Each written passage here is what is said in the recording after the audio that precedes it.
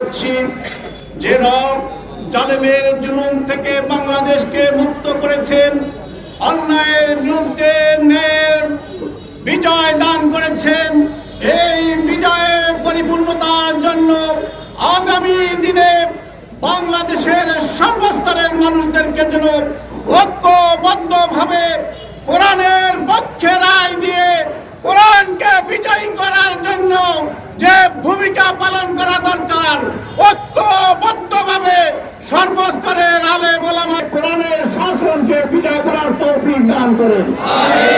সম্মানিত উপস্থিতি, ইতিহাস অন্যায়ের বিরুদ্ধে ন্যায়, অন্যায় জুলাইয়ের আন্দোলনের ইতিহাসে আমরা সরকারের কাছে আবেদন জানাতে বেশি অতিক্রম হয়েছে, সফলতা এবং ব্যর্থতা দুর্বলতার দিকে দিয়ে মুছে দিতে দাবি জানাচ্ছে।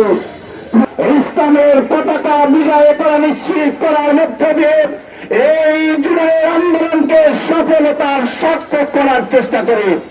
এই জুলাই আন্দোলনের চূড়ান্ত সফলতা তখনই আসবে যদি এদেশে কোরআনের শাসন প্রতিষ্ঠিত হয়, ন্যায় প্রতিষ্ঠিত হয়, সত্য স্থায়ীভাবে বিজয় লাভ করে।